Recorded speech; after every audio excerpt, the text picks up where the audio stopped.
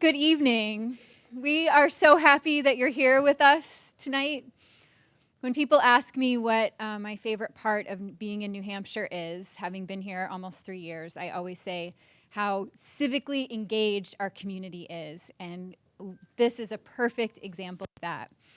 I'm Megan Carpenter, and I'm Dean of the Law School, and I want to welcome you to the Rudman Center for Justice, Leadership, and Public Service. Our director, John Gravy, can't be here tonight, but I just want to tell you a little bit about the Rudman Center. We provide curricular and experiential and financial opportunities for students during their time here in law school, including summer fellowships that enable them to work in public service positions all across the state. The students are really the center of what we do here at the law school and at the Rudman Center. And it also, the center really serves for us as in some way a connection to the community. So we provide public programming that connects with our mission of justice and leadership.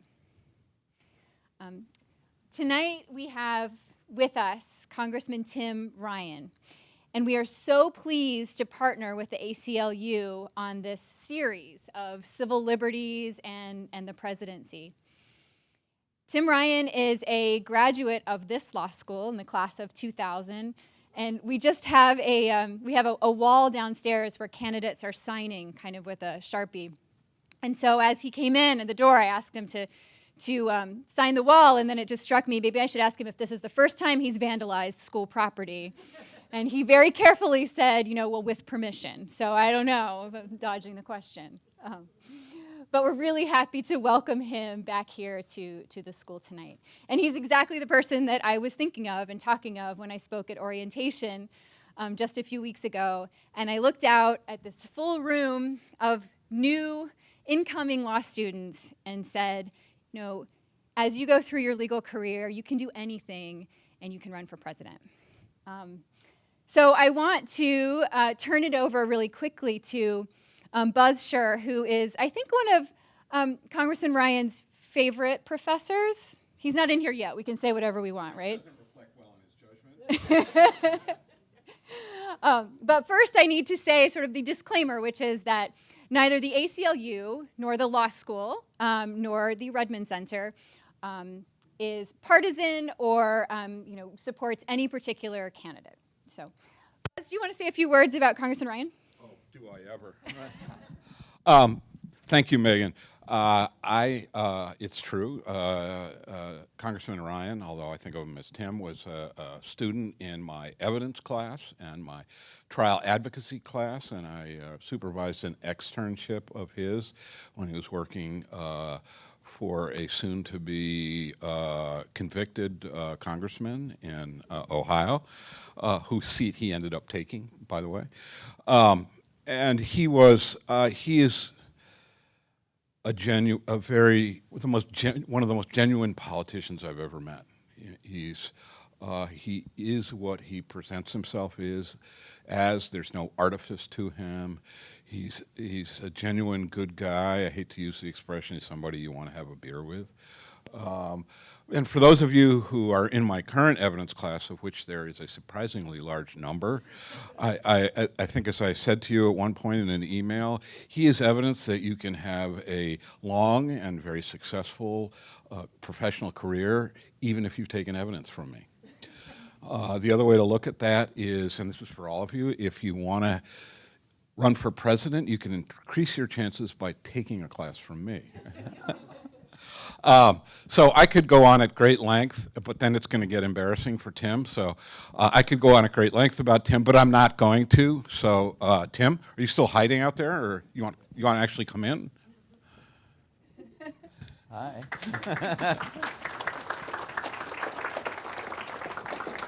It's rare that I'd actually turn over a mic to you, but Thank you.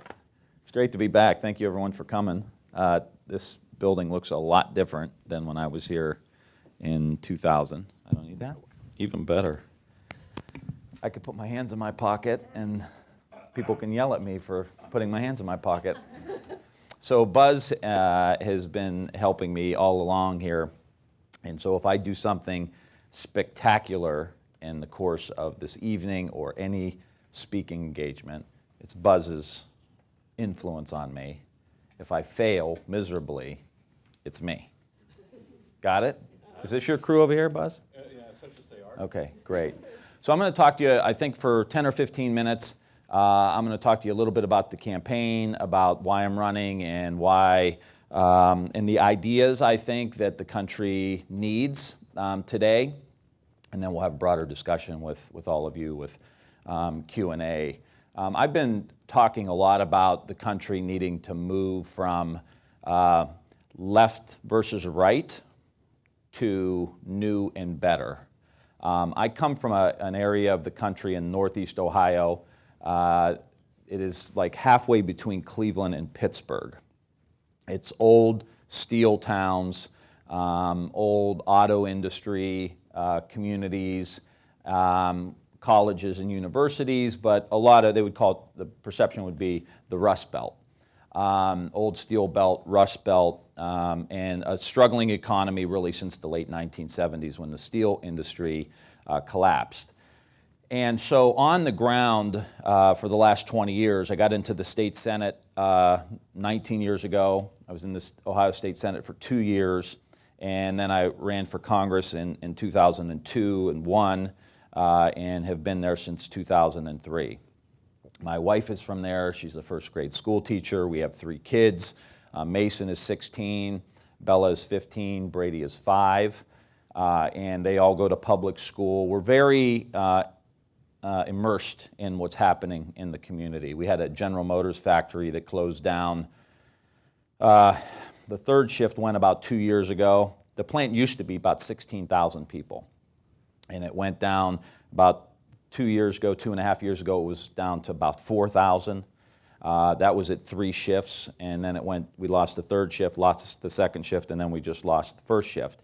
And when those things happen, we know who's working in the plant. Like, it's our family, it's our friends. My daughter called me when the third shift went, and she was in tears because her friend's dad lost his job, and they were going to have to move and transfer and all the rest. So I come from a very tight-knit community.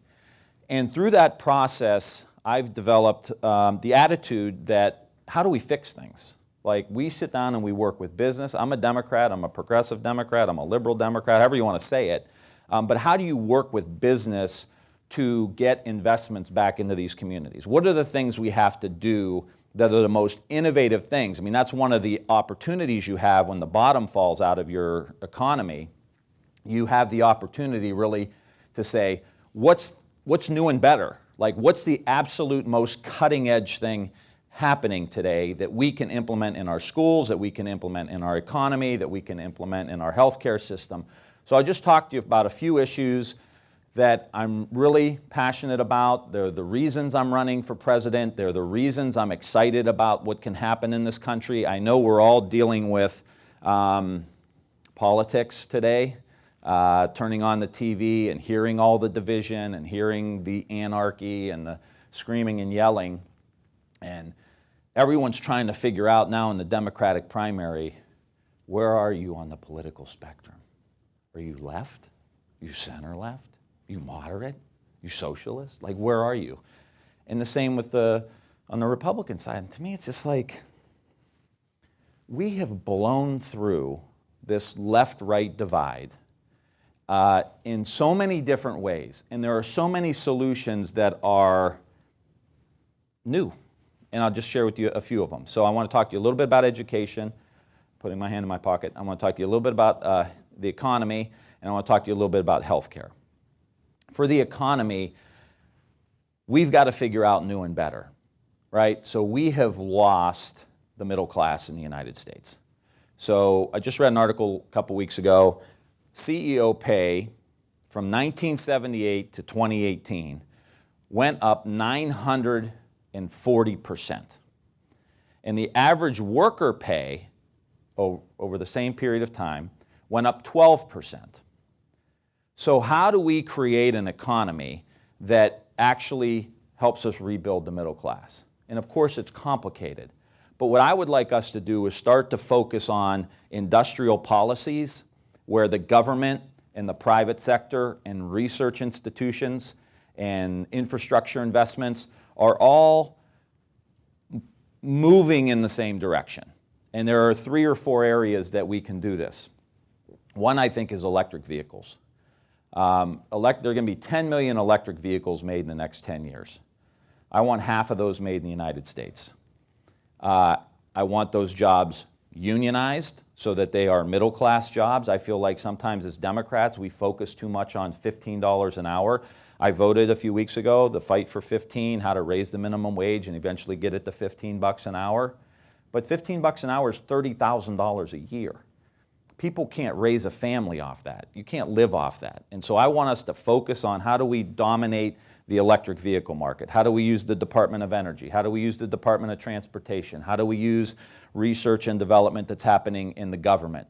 How do we partner with venture capital, partner with business, partner with research institutions, bring in the big 3 auto companies, bring in the emerging electric vehicle companies, and talk to them about how we dominate this sector of the economy. That's what China's doing. That's what Germany does. Right now, China dominates 50 to 60% of the electric vehicle market. I want to do the same thing with batteries that have to go into the electric vehicles. I want to do the same thing with the charging stations, which is going to be a multi-trillion-dollar industry over the course of the next couple of decades. How do we dominate that? Same thing with solar. Right now, China dominates 60% of the solar market. Same thing with wind turbines and all the component parts that go into the wind turbines. Same thing with artificial intelligence, machine learning. Same thing with additive manufacturing and 3D printing, where there's going to be millions of jobs created in the next 10 years. So we actually have not centralized control, but an organized industrial policy where everything's pushing in the same direction. And I think that's the new and better way. 80% of Americans support manufacturing.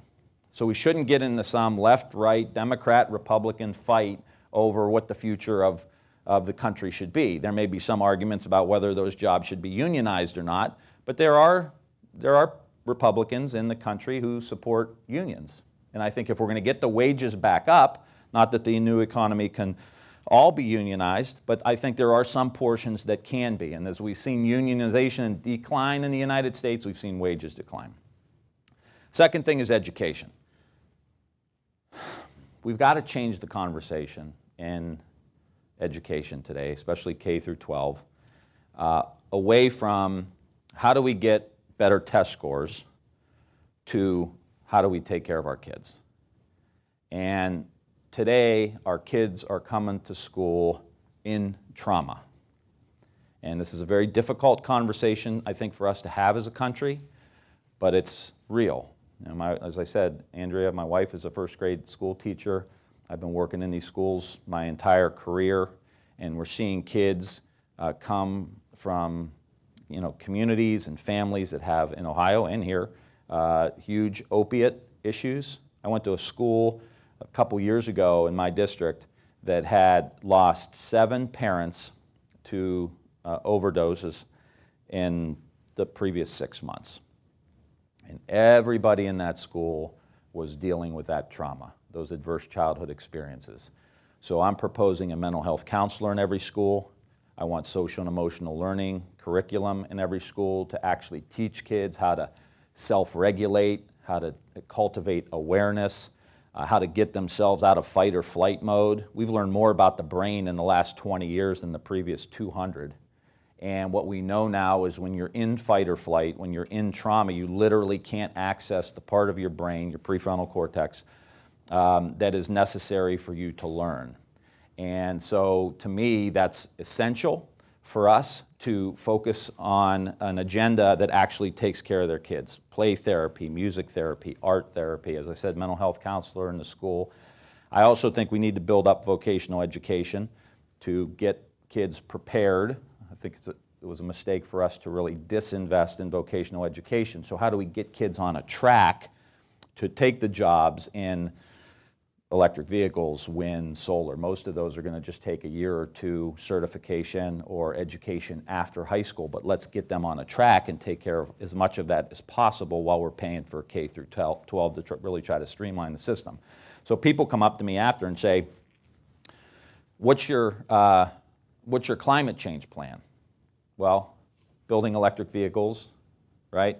Solar, wind, really moving to a renewable energy economy. And what I say is there are a lot of people in places like Ohio and here who want a good job. They've lost their job, they're underemployed, they're worried about paying their bills, and they don't have the luxury of worrying about climate change. Now, I have a lot of Democrats get mad at me when I say that. And I say, you can get mad at me all you want. I'm just telling you how it is. And so if we want to move forward with a robust agenda around reversing climate change, which all of us want to do, you better make sure the workers of the country are vested into what we need to do. And so that's part of it. Two last things I'll just talk about quickly. And I think we're going to get into the civil rights issues too, which are extremely important, but I just want to share these with you because they're not part of the civil rights conversation, is agriculture and healthcare. We've got to move away from a disease care system, which is what we have now. It's not a healthcare system, it's a disease management system. We wait till people get really sick, they have disease, and then we throw a bunch of money in to take care of them.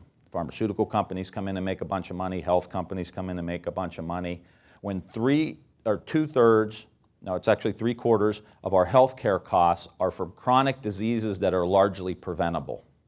That's about $3.5 trillion a year. And so I want us to move to a system where, of course, everyone has coverage. There's some public option for people to get in. We can get into more of the details of that.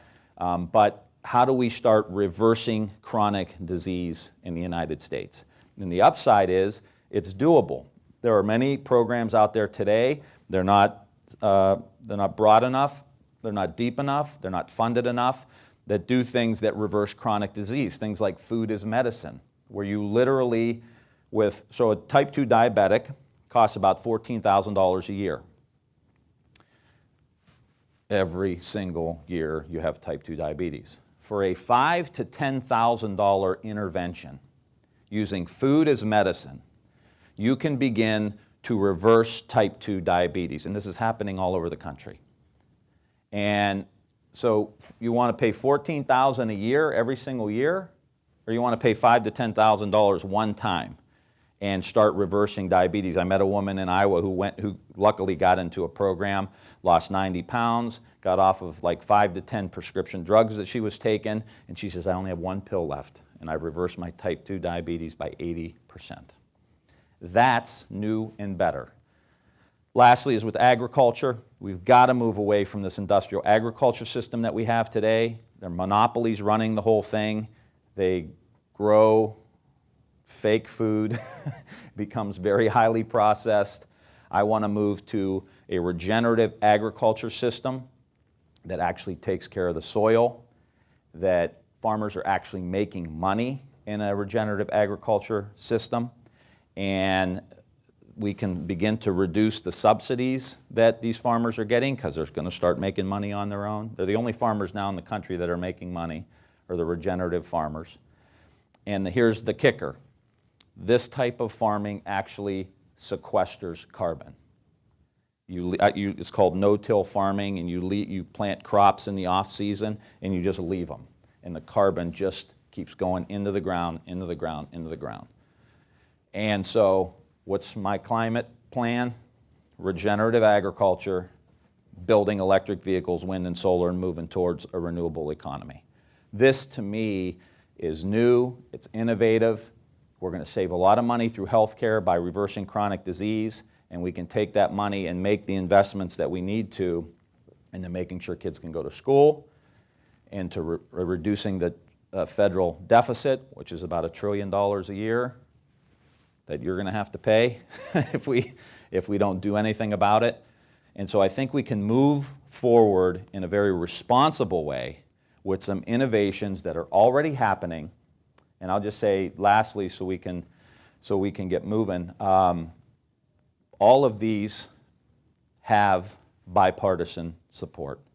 Social and emotional learning has the support of the Brookings Institution, which is a left-leaning think tank, and it has the support of the American Enterprise Institute, which is a right-leaning think tank. Regenerative agriculture has the support of Republican and libertarian farmers who, check this out, don't even believe that climate change is caused by man, but they still want to sequester carbon in the soil because it's good for the soil. And it will reduce algae blooms and all the poisoning that we're doing by dramatically reducing pesticides. So what I'm offering here is an opportunity for us to come together, for us to heal, for us to talk about new and better, for us to stop the 40-some-year culture wars we've been in since Vietnam, and to try to move forward together with some pretty innovative and cool stuff. So I appreciate the opportunity to share that with you, and I look forward to having a broader conversation on civil rights with you all. So thank you so much for being here.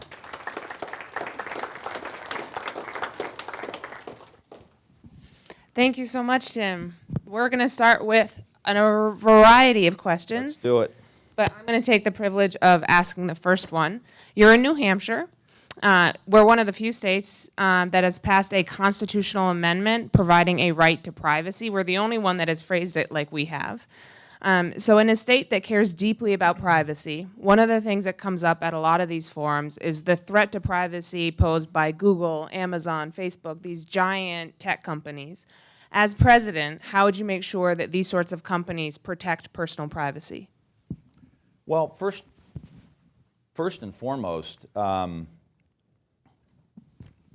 we've got to let them know that we're keeping an eye on them, that Congress, for example, that the administration, for example, is going to be very vigorous in monitoring them.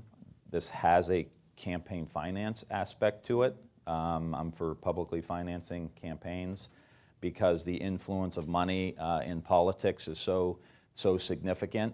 I'm a little bit old school. I think we need to, not old school. And I've been in Congress for 17 years, which is broken. I think we need to have hearings. Like, we need to have intense hearings, bringing in the ACLU, bringing in groups that are very interested in presenting us with what the real challenges are, bringing these companies in, having robust oversight. Nothing's happened for years. Then you have a scandal with the election, and all of a sudden you have one-offs, and it's like, okay, Zuckerberg's here, and it turns into a circus. I'm talking about this country governing itself through the political process. And what I would do as president is encourage and promote and, obviously pull people together, but it's got to go through the legislative process, and it can't be a political football either. And how do we go through that process where everything is vetted, almost like a 9/11 commission? Speaking of 9/11, I don't know if everybody remembers that, but we sat down in a very comprehensive way, and we put a strategy together on how we were going to deal with the national network of terrorists. And we've been pretty successful since then, preventing foreign powers from having a terrorist attack. We obviously have internal issues. So I would recommend we do something like that. Given that you're referencing legislative solutions, would you support legislation that would penalize companies? I hate these headlines where Facebook has lost hundreds of thousands of people's passwords, or Google has, or whatever the company is.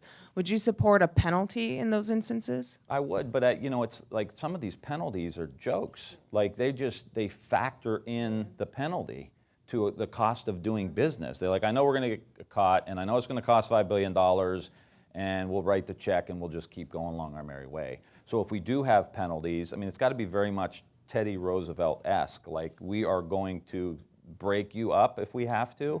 And there's another thing we would have to look at. What would the ramifications of that be? But it's got to be somebody who's going to take them on. Yeah. Agreed.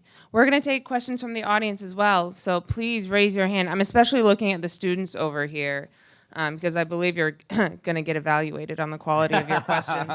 So does anybody... I feel so bad for all of you. I really do. Does anybody in the audience want to start? Yep.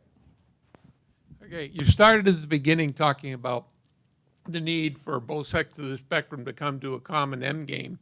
But what you're facing right now is both parties are digging in their heels and presenting the opposer as a lesser American that's out to destroy the foundations of America, even though they both use the foundations of America to make their arguments. Are you concerned about this, and you think your campaign can help bring them to a common understanding? because the only solutions that are ever going to get past an executive order's lifespan are the ones that are agreed to and endorsed by the majority of the represented, and that has to include everybody. Amen. And that's why when you heard me present and the issues that I'm really talking a lot about are the issues that I think we can have, that we already have consensus, but it's kind of beneath the radar screen right now with some of these issues. And part of it is like, we've got to start establishing some trust. We've got to start building some momentum. And so you can put your glasses on. Yeah, thanks. Yeah. We've got Try to make eye contact. No, that's okay. Don't worry about it. I'm shifty politician anyway, man. You just, no, I'm kidding. Well, I give that. No, that's part of the thing. Where we can actually like find these issues where we come together on, and maybe we're not hitting a grand slam home run, but maybe we've got to get some people on base. And so we've got to start with some things that we agree with each other on, and that could be, you know, criminal justice reform. That could be taking the next step on criminal justice reform. It could be social and emotional learning. It could be regenerative agriculture. That in each of these in their own way are transformational. And I think having a president that sits down, that listens, I will say, because President Obama tried and tried and tried, and I think the environment's a little bit different now. Like, I think a lot of Republicans, maybe not people who are completely supportive of President Trump no matter what he says, but the other, you know, 20 or 30% independent voters are ready for new and better, and I'm going to be a president who's going to bring them in. And just as a political aside, I have 5 counties. In 2016, when President Trump ran, I got 67, 68% in my district. Hillary Clinton got 51. Donald Trump won 3 of my counties. So I think part of it is, how do you energize Democrats, but also bring people in who went and voted for Donald Trump and have been let down, to say, okay, we've got a real agenda for building electric vehicles or reforming education, whatever it is, but having that agenda that works in the middle of the country. I do want to give you credit. That's a better answer than I got at the press in the gaggle room up at the convention. All right. I'm a political talk show host. Okay. And it was presented, yeah, it was, oh, that's a great question. Well, that's my job. The trick is to get a great answer. I want to thank you. There you go. Well, there's press up there, so you can go tell them how great my answer was. So on the issue of bipartisanship, because there's actually a question in here about that, which is that a number of the Democratic candidates have committed to repealing the Hyde Amendment, which prevents Medicaid from covering abortion services, which is great, but obviously, as we know, passing legislation requires bipartisan support. So how do you make something like the Hyde Amendment bipartisan? Coalition building.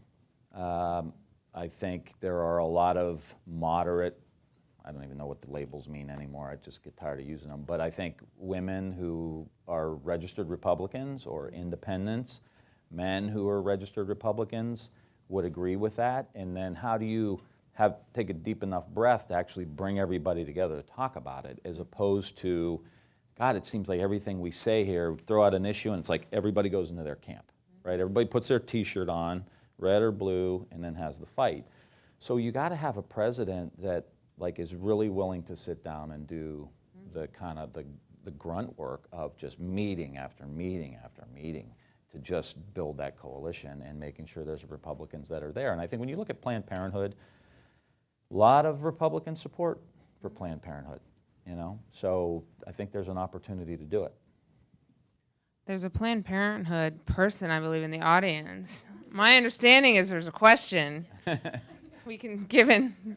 He teed it up for you. Thank you.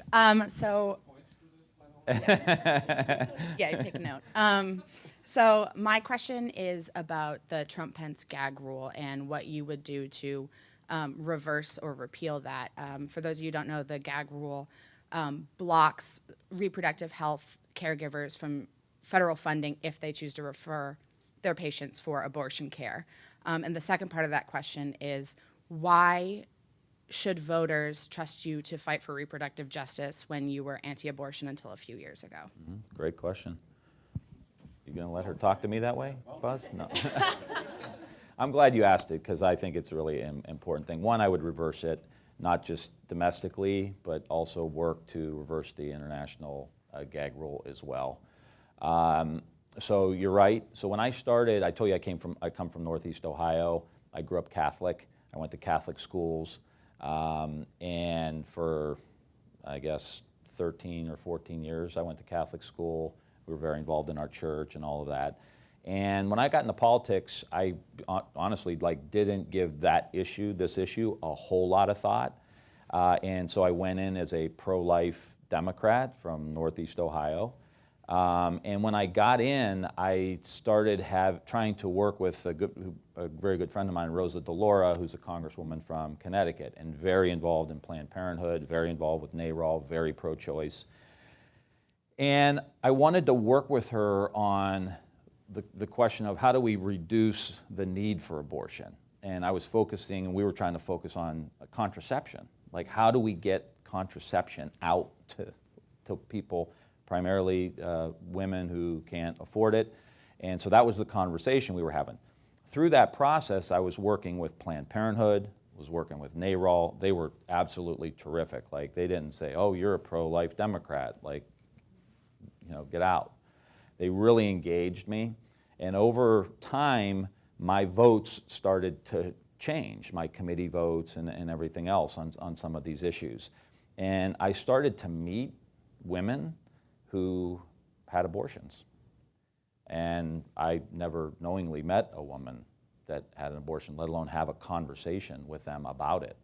And I had those meetings, and I listened and listened and listened, and I was like, just came to me that the government has zero role in this.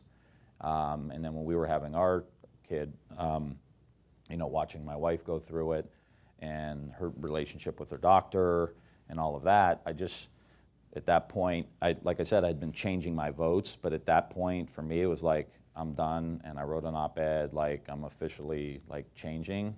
And so I actually think as president or as a Democratic nominee or someone who's trying to make these changes, I'm kind of the best person to make those arguments to people who are kind of in the middle, because I can explain to them, how I went through this and why I think it's important and that I have changed, and that isn't always a bad thing. So you mentioned criminal justice reform as one of the few things that's actually gotten done in Washington. I want to elaborate on that because, thank you, you've made an ACLU commitment to reduce mass incarceration by 50% during your presidency. So speaking of that commitment, can you walk us through how you would go about doing it? Yeah, there's a lot we have to do, and it ties into a lot of other areas. But I would personally try to start with marijuana laws and getting marijuana off the schedule. I think that's a big contributor to what's happening. When you see, especially how the racism around that particular issue is built into the system, where an African American, I'm sorry, I feel like turning my back on you here, where African Americans are 5 to 6 times more likely to go to prison for a marijuana crime than a white person is, and their sentence is more than likely going to be about 20% longer. That's part of a broader conversation we have to have in the country around race.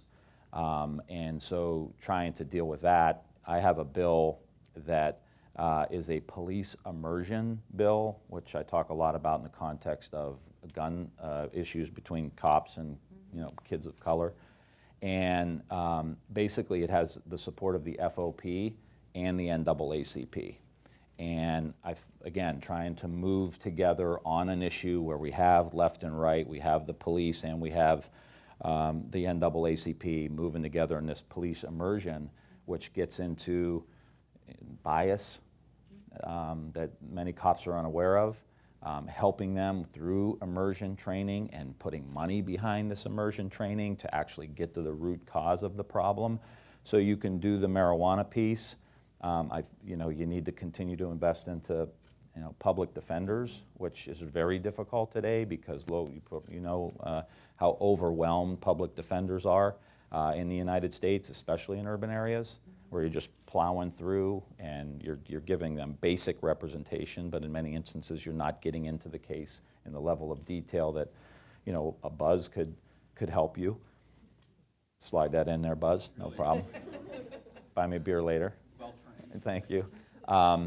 But those kind of investments, but marijuana, police immersion training, making sure that people have adequate defense as we should expect in the United States. So a good portion of people who are in jail right now are there pre-trial, right? People who have not been convicted, they retain their presumption of innocence. And we're seeing states end cash bail state by state. Would you support that nationally? Yeah, I think the bail system is inherently unfair. And what it does is it sets people down a spiral of not being able to go to work, not being able to take care of the kids, then you have adverse childhood experiences, and all of a sudden a parent's not at home. It's not much different than what we talk about when we see these kids separated from their parents through the immigration situation that we're dealing with in the United States. Show up, your dad's gone, or your mom's gone. And then you watch how this happens. There's a great article in the New York Times, I think it was, about adverse childhood experiences. Those traumatizing experiences for kids lead to mental health issues, physical health issues, obviously behavioral issues. So I would be for eliminating it. Going from one ACLU commitment to another, one of the areas where we've been asking candidates to make commitments is to extend the right to vote to people who are incarcerated. Currently, Vermont and Maine already allow for this. And I want to recall what you said earlier, which is that the criminal justice system is inherently racist. No doubt. We have people who are disproportionately convicted and then receive disproportionately long sentences. So we know that there is a disproportionate impact of incarceration on people of color, which means felon disenfranchisement is disproportionately felt by people of color. So if you're going to address the racism within the criminal justice system, how can you do that without extending the right to vote? I think they're obviously they're interconnected in some way, but there are a lot of people in jail who weren't discriminated against, who committed a crime, and they're in there. I just personally don't believe, I think when you get convicted, you should lose your franchise. You lose your freedom, I think you should lose your franchise, and when you get out, you should be back in action. And it is true. I mean, you know, African Americans are 12% of the population and 33% of the criminal justice system. Same with Latinos, small percent of the population, a higher percent, I think 23% of incarceration, and white people are 64% of the population and only 30% of incarceration. So it is inherently racist, but I just believe that I just think you shouldn't be allowed to vote if you're in prison. And, you know, and we can work vigorously on trying to fix the racial aspects and the discrimination built into the system. So you don't lose your citizenship when you go to prison, right? I mean, one of the conditions of voting, you're over 18, you're a citizen, you have domicile where you're voting. You don't lose any of that when you go to prison. You don't become ineligible to vote. Well, you don't become ineligible, but I think the part of the you're in prison, you should be punished. There should be consequences. And isn't that why you're in prison? The prison is the punishment? And you lose your freedom. You can't walk around the street. You know, you can't vote. I don't see anything wrong with it, as long as when you get out, you return to full citizenship. I mean, we're limiting your citizenship. We're limiting your ability to get a job. We're limiting your ability to go to school outside of the prison. You know, there's a lot of limits that come with confinement that are hopefully deterrents in some aspect, and I just think that, you know, not allowing people to vote is appropriate. We'll keep working on you with that one. There's progress to be made there. Other questions? Thank you. I'm wondering if you support Julian Assange, and if, as president, you would take measures such as pardoning him or commuting his sentence. I see this as part of the Trump administration's war on journalism, and I'm wondering where you stand on that. Yeah, I would not. You know, I think releasing important state secrets or information that you've gotten inappropriately is wrong, and I would not. Although, let me be clear about my position with Donald Trump. My position with Russia is very, very clear. I believe that, Russia did and was involved in the elections. I think they were trying to tip the scales for Donald Trump. I think there was some level of connection between the campaign and what was happening. I'm not sure we know exactly how coordinated that was, but I would not do that. Now I'm going to really punish you for failing to make that commitment to the ACLU and have your law professor. All right, I changed my position entirely. That was easy. I don't have any more. Just the threat, Buzz. Imagine how they feel. Yeah, I know. I know you've been very active recently with Moms Demand Action and in the area of gun control and doing something about gun violence. There's been a wave of red flag legislation around the country. I think there's 17 states now that have some version of red flag legislation. One of the concerns that I have about some of the red flag legislation, and that's going on in New Hampshire too, there's a pending bill in New Hampshire, is there's been little attention to due process protections for those from whom we're taking guns. In New Hampshire, there's a constitutional right to possess a gun for self-defense, much more explicit and clear than the Second Amendment.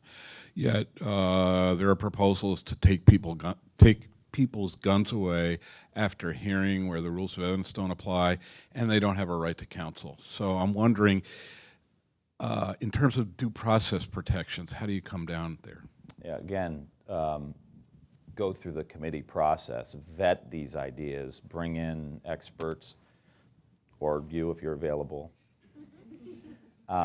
to really work that out. Because as much as we want to make sure guns aren't in the hands, I think just like when I was talking about public defenders, we've got to get back to, we call it regular order in Congress, but making sure everybody can work through the process. And the red flag laws are a perfect example of that. I think we need to go further than that with the universal background checks. We need to make sure we close the Charleston loophole. We need to make sure we fund the Center for Disease Control and allow them to study gun violence as a public health issue. But I think, again, we're in the politics of today, and this is what drives, I think, a lot of us crazy, is it's like, okay, you're either for the red flag law or you're not, or you're for guns or you're not. It's like, well, wait a minute. We want to have a process where someone who shouldn't have a gun shouldn't have it, and someone who's close to them could maybe identify them like, wow, this person's a real threat. But then that person is still an American citizen with certain rights, and there should be a process that's developed. And I think we rely on the experts to help us put that together. So we've been following this issue, and one of the due process issues that's come up is the right to counsel. And you've mentioned public defenders a couple times tonight, and so I'm curious, in your support for red flag legislation, would you support including a right to counsel? Of course. I mean, this is, again, either or, right? Oh, no, wait, okay. I don't want anyone telling me. If I live in a tough neighborhood and I have a weapon in my home that I've decided to have to protect my family, I don't want somebody just randomly saying, hey, he shouldn't have that. There should be a process. Now, if I have issues, then but everyone, again, this is part of America. I mean, we've defunded legal aid. We've defunded public defenders, and we've taken a lot of that opportunity to defend yourself away from people. So one of the issues that hasn't come up yet tonight is immigration. We believe it's easy based on the headlines to think that immigration is an issue along the southern border, but we actually have concerns about immigration enforcement here in New Hampshire. And one of the areas we've been seeing that is Customs and Border Patrol has been running immigration checkpoints up and down the state, including 90 miles from the border of Canada, which is not really a border issue at that point. Because CBP's jurisdiction is 100 miles from any border, including a sea border. So if you draw 100 miles down from Canada and you pull 100 miles west from our sea coast, pretty much all of New Hampshire is considered CBP territory, which doesn't seem right to most people. So as part of immigration reform, would you reduce that mileage jurisdiction that CBP's allowed? This is the first I'd have to see what the reasoning is for that. Like, what's the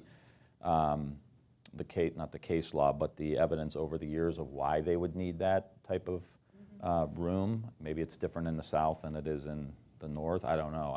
I wouldn't commit to that until I looked at it more. But clearly, Maybe not all of New Hampshire, yeah. though? Well, clearly it sounds like it should be limited in scope, and police power should be limited in scope and focused on the border. So I'll get back to you. That's my homework assignment. I'll get the. Blue, I like homework assignments, blue as book long as I out. don't have to do them. Questions?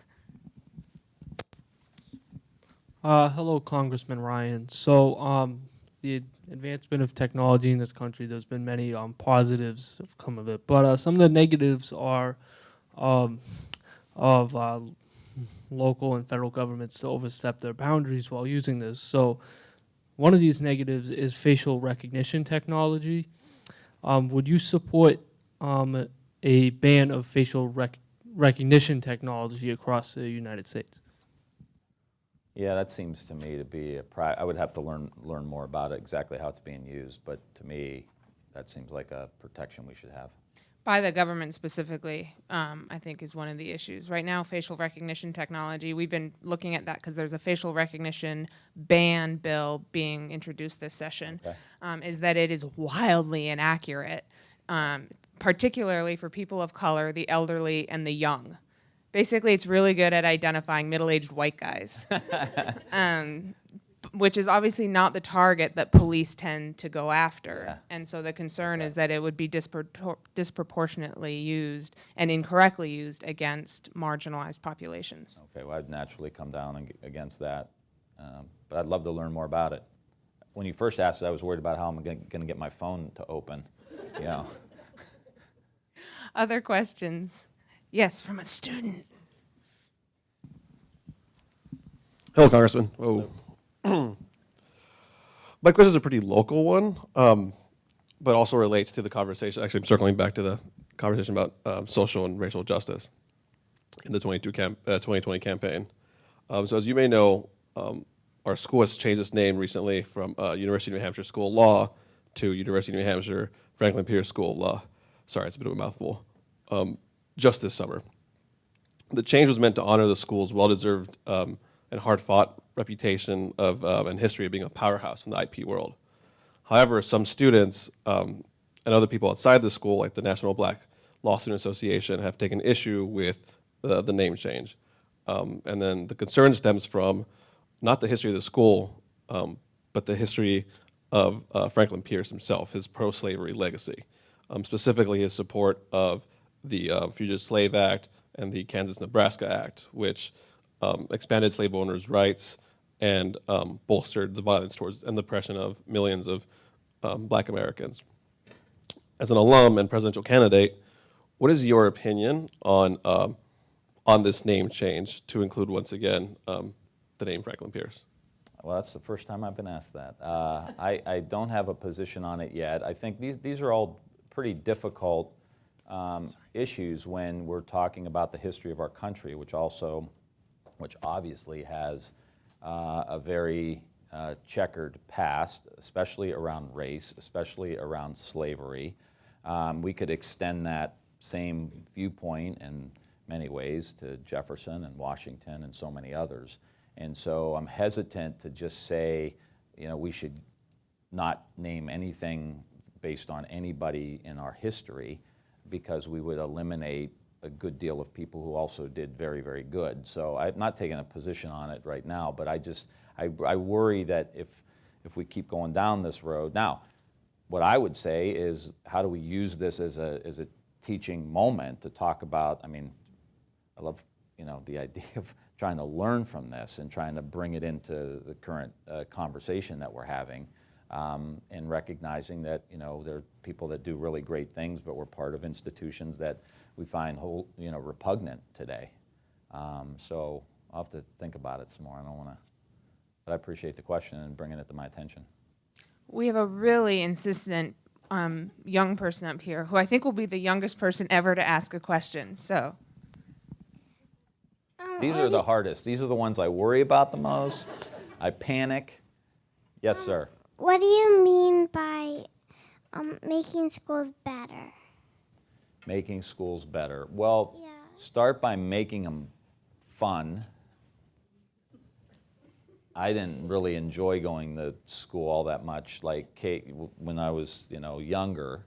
And I think we've made it less fun by all the testing, all the standardized tests that you have to take, and really focusing on that as opposed to enjoying the classroom and learning how to learn and learning the skills you need. Not that you can't have some testing, I think you need to have some, but also offering in our schools things like art and music and dance and all of these other opportunities for you to really enjoy, what's happening and how to learn. And everybody learns differently, so you need to have all kinds of opportunities for kids to find something they really get excited about. I actually went down to Cuba a couple years ago, and I went to a really cool school, and it was a regular school, and they had all kinds of dance and singing, and like that was a main part of their curricula in the state or in the country. And so I just thought that was a good environment. And where I come from, have you ever heard of LeBron James, Nope. basketball player? Bad parenting, very bad parenting. We'll talk after, kid. No, kid. So LeBron James is a really famous NBA basketball player, and he started a school in Akron in my congressional district, and it's called a community-style school. And they literally every morning when you walk into the school, they have music playing outside of the school as you're walking in. The teachers are dancing. It's super high energy, and it's just creating a kind of environment that's fun. And then they have a lot of things I talked about in the school as well, after school enrichment programs, summer school enrichment programs, and really making the school kind of a community center. So that's what I mean by having fun. If only work could be as much fun as that Yeah. school sounds like. Well, I went to Catholic school, and we weren't allowed to have fun. It's like, That's kind of the yeah, point. you get hit with the ruler or something like that. So in addition to education, one of the issues that's been a mainstay this campaign cycle is healthcare. We have a very specific healthcare issue that comes up when it comes to civil rights, which is with regards to LGBTQ individuals. So one of the things that we're pursuing right now in New Hampshire is a policy that all health insurance policies have to include gender affirmation care for trans and gender non-binary individuals. Would you support a national policy mandating that? I do. I support that. Yeah. And I also, we're talking about coverage, and we're talking about taking care of people, and I'm before that. Wonderful. More questions? We have time for a couple more.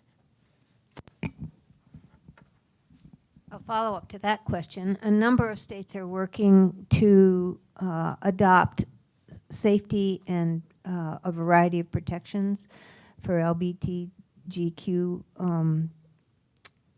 TQ individuals, and yet they are not always nationally supported, and in many of these states the counter pressure to undo those safety precautions and opportunities are at risk. They're being challenged heavily.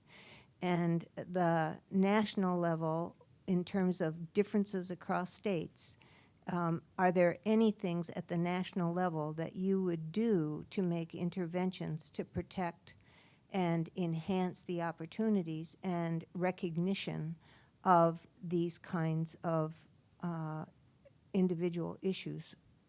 Around civil rights issues? Around or? LGBTQ individuals, I think. So one of the issues, I think, correct me, is issues of like workplace discrimination. So there's a bunch, there's 3 Supreme Court cases coming up with regards to whether discrimination on the basis of sex includes on the basis of sexual orientation. Yeah. Yeah, the trans ban in the military. So a number of these policies that are targeting LGBTQ. I agreed with President Obama's decision with regard to the military. I'm just of the school of thought, like, we're an inclusive country. We should be inclusive. Everybody's a citizen of the country, has inherent rights in this country. They should be protected.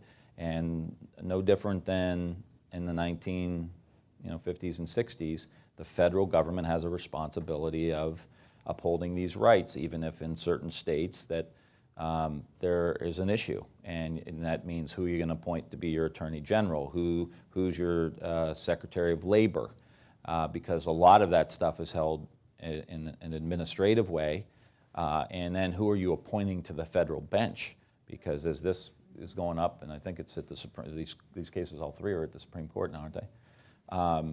So who are you putting on the bench? And you can guarantee that I'll be appointing people who will be ready to enforce and support the rights of people in this country with regard to LGBTQ. Other questions? I saw a Teamster up there. Oh. I don't want a Teamster mad at me. Good evening, sir. Within the civil liberties area, would you support I had everything written down, and then It's okay. unfortunately I Just destroyed read it. Organized labor. We seem to have issues as of lately with organized labor where the right to work comes into question, the arbitrarily, hey, you're doing a great job, but you're fired today with no cause or reason. What is your stance on that, sir? Yeah, I have one of the best labor records in Congress.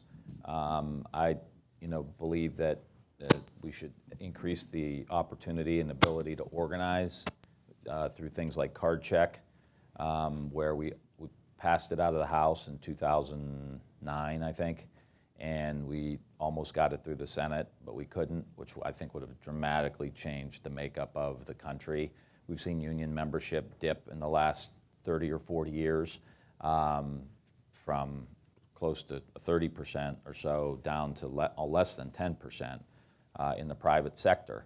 And so you've got to have, again, a Secretary of Labor who is working with the unions, but you need legislation to help organize to increase the numbers. So when I started, I don't know if you were here, but I was talking about building electric vehicles, building solar panels, batteries, charging stations. A lot of those jobs, I think, are ripe for unionization. And so get away from $15 an hour and start talking about 30 or 40 or $50 an hour, which we need to get back to if we're going to rebuild the middle class and rebuild the communities.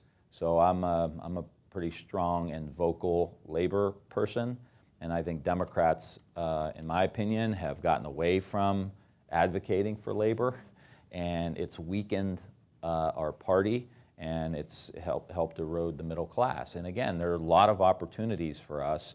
When you look at the jobs today that are paying well, a lot of them are because you've got union benefits, union retirement, union health care, and a good wage, and protections, which are essential. We have a bunch of students here, and the reason I mention them is here in New Hampshire, the fight for voting rights is really about the fight for voting rights for students. There's legislation that's already been passed to try and prevent college kids from voting. Yeah. And in other states, it's about other populations trying to prevent folks to vote. Nationally speaking, what do you think the answer is for the president to really restore voting rights across the country? Well, you got to want to, and you got to have a Congress that, again, this is an essential right. I mean, if anybody read the book Dark Money about, it was just about this long-term strategy that the Koch brothers and the conservative movement had over the last 30 or 40 years on dismantling the Democratic liberal establishment, not necessarily liberal political, but just kind of liberal order. And it started with right-to-work legislation, and how do we get rid of the unions, because they're propping up and supporting those ideals around, not just, the unions were very involved in the civil rights movement as well, and voting rights. And it was funny when you talked about facial recognition. It's like young people, people of color, it's like the same people they were going after. So their strategy was, how do we pass these state laws to make sure that kids and communities of color can't access the ballot? So for students, how do we have these laws? Now, most of it's state stuff, but again, the federal government, as it is with the LGBTQ, should play a big role in trying to support and enforce and try to prevent this kind of discrimination from happening. against students, because what they tried to do in Ohio, they tried to say, well, if you have a car that's licensed in another state that you drive to Ohio State from Pennsylvania, you can't vote. They find all these little techniques to try to prevent it. And I think that the federal government needs to have a strong role in this, and not just the voter rights. Again, through the Attorney General's office and others, in Ohio, limiting the amount of polling stations in communities of color. And so black people in Cleveland are waiting for like 3 hours to go vote, and white people in the suburbs of Cleveland can just walk in and out. It's going all day long, and there's all kinds of different machines to be able to do it. And this gets into, I think we need paper ballots to make sure that that we have a hard record of what's happening with voting. So I'm deeply committed to this, and again, it's a justice issue. So the one last issue, we're out of time, that I want to raise is a broad civil rights issue, which is that the Department of Justice, the U.S. Department of Justice, has a civil rights unit that's been incredibly weakened over the last few years.